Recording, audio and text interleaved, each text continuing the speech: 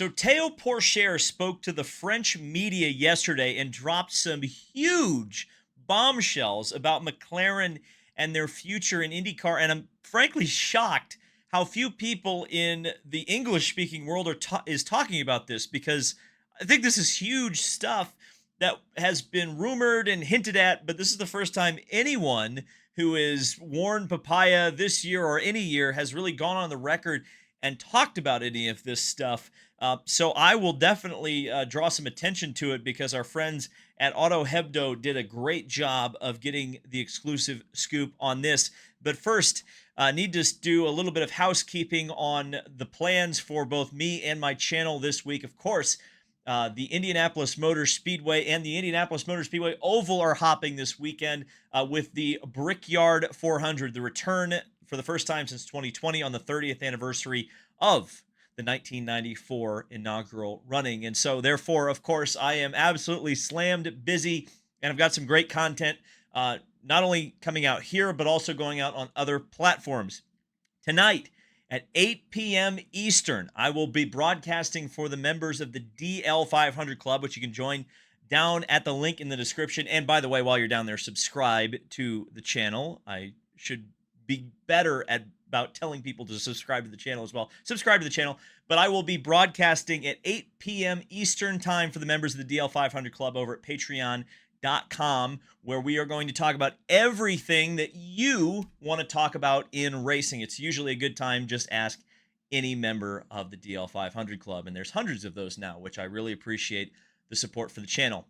Immediately after tonight, I will be joining the NASCAR Weekly podcast on Eric Estep's channel. I said yesterday that I was on the Icebergs channel. Got that wrong. It is Eric Estep's channel during the 9 p.m. Eastern Standard Time hour. I'll immediately jump off the DL500 Club stream and jump on the NASCAR Weekly podcast, where, of course, we'll be talking about the Brickyard 400 and predicting what we're going to see in NASCAR's return to the Indianapolis Oval. And also, as you guys are aware, there is an IndyCar race in Toronto this weekend as well. And while I won't be there in person, I think you might be hearing my voice a little bit, at least associated with the Honda Indy Toronto, because I have the opportunity on the Friday practice at 3 p.m. Eastern Standard Time to join Mark Janes and Matthew Brabham in the IndyCar radio booth to help broadcast the first practice session of the Honda Indy Toronto. So not only will I be covering the Brickyard, but I will also be doing a little bit of IndyCar as well this weekend. So tune in to IndyCar radio during the first practice session to hear me in the booth with Mark Janes and Matthew Brabham. And finally, this doesn't have anything to do with me, at least as of yet. Call me, guys. But MX5 was confirmed today that they are racing at the Martinsville Speedway, which is going to be absolutely awesome. And shout out to two of my pals, Moonhead Travis Brown, who put on the Moon Car 24. I participated in that race in 2022. It was a ton of fun. And to Connor Zilich, who showed Mazda executives the Moon Car 24, and they were crazy enough to actually officiate it, put it on, and IMSA is sanctioning the race. I cannot wait to see it. I kind of want to plan a trip to Martinsville, I'm not going to lie. But shout out to my boys, because I cannot believe that it's been memed into existence. So that's just unbelievable. It's going to be a hell of a show. I can tell you that right now. I don't even have to see it in person to know that that is going to be one of the races of the year. So let's talk a little bit of a very serious note, which is Théo Pourchaire spilled his guts to AUTOhebdo in France. And I want to give credit to Jeremy Setti, who wrote this article, got this interview with Théo Pourchaire, because it really is a bombshell. And we'll get it up here just a second. There we go. So obviously it's in French, but we do have this little Google Translate here, and this is how we're going to interpret this particular article. Now, keep in mind, Google Translate isn't like a direct translation, right? There's going to be some grammatical things that I'll try to help out a little bit as we go through this. But while I speak un peu French, and that was a terrible accent. I am not fluent, so I can't just read something and suddenly translate it all. So Google will get us some of the way there, and then I'll try to fill in the blanks. But as you can see in this headline, in the eyes of many people, it may appear that it is a sporting decision when it's not. And, Théo Pourchaire started the article by saying, McLaren had me sign a multi-year contract to drive for them in IndyCar. On Tuesday morning before Laguna Seca, I learned from my manager that they had decided to not give me a ride at Laguna Seca as well for the rest of the season. At first, I was very surprised and I didn't understand. I thought it was wrong. We'd signed only a few weeks before. I was disgusted. The team ended up calling me for a minute around 11 a.m. the same day before I was scheduled to leave for Laguna Seca to tell me that I was out of the program. I was not given the precise reasons. Now, the link to this article is in the description, so if you want to give AUTOhebdo a click, please do, because they're friends of the channel, and some of their writers have appeared on this channel before, and we certainly support AUTOhebdo here, but definitely wanted to get the story to the English-speaking world for sure. So let's take a look at a few of the other things, and in particular, this first quote, which is the real bombshell and really where, again, this is the first time anyone has spoken publicly and on the record about these things, although it's been going around the paddock like wildfire for the last couple of months. There are obviously some financial issues. It seems the team is losing a very important sponsor and they have to compensate.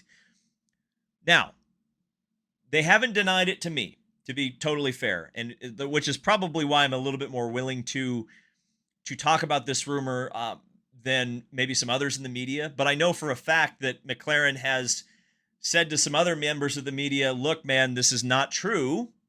But the rumor has been longstanding that Arrow is on its way out from McLaren. Now, Nathan Brown publicly denied that when he asked McLaren. They have a 2-year contract, says McLaren, or 2 years remaining on their contract. They still have a multi-year deal. The rumors hit, in the paddock, and sometimes the rumors are right in the paddock, sometimes they're not. And we need to acknowledge that there is at least a small possibility that Théo Pourchaire is reporting this rumor as fact, but I don't think he is. I guess I'll put it that way. But the important sponsor in this case, which he is referring to, would be Arrow. Let's go on. The father of the driver who is replacing me, Nolan Siegel, and the manager is the manager of a big fund and a billionaire. See what I mentioned about the translating? If I remember correctly, Nolan Siegel's dad is some sort of a financial advisor. So yes, he is indeed a billionaire. Now, McLaren has categorically denied, and as has Nolan Siegel, has denied that any money changed hands to get Nolan Siegel that seat. The stated reason, which I tend to believe, is that Tony Kanaan saw something in Nolan Siegel. We saw it at the Indianapolis 500, where Tony was very publicly helping Nolan try to get into the field. Tony is associated with the sponsor of that car very closely, NTT Data. So if Tony wanted it, it was going to happen, and it did. So did money exchange hands specifically between the Siegel family and McLaren? Hard to say, but there is some implication there from Théo Pourchaire that he thinks it is. The arrival of Christian Lundgaard in place of Alexander Rossi with a sponsor is another way of doing it. Well, what sponsor could that be? Well, again, if the rumor mill is to be believed, there is a ton of talk out there that Hy-Vee would jump ship from Rahal and join McLaren. Now, is that confirmed? Absolutely not. Has it been long rumored? Absolutely.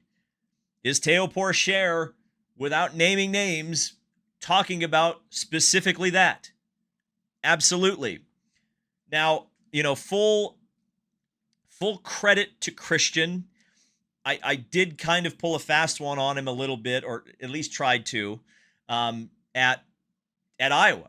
I asked him what it was like that potentially this would be the last time he would be representing Hy-Vee at Iowa.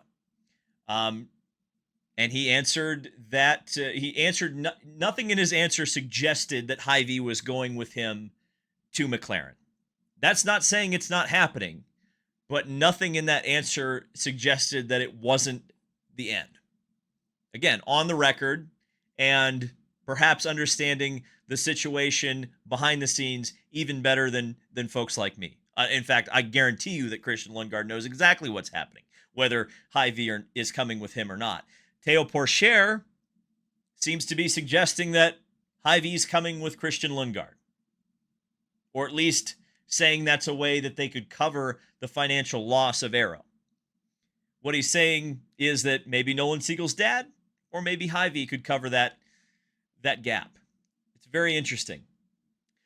I am only collateral damage of a purely financial story, unfortunately. I do not find it normal that the commitment made a few weeks earlier was not kept.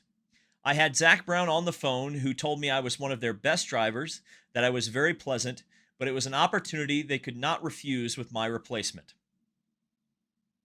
Wow. That's tough.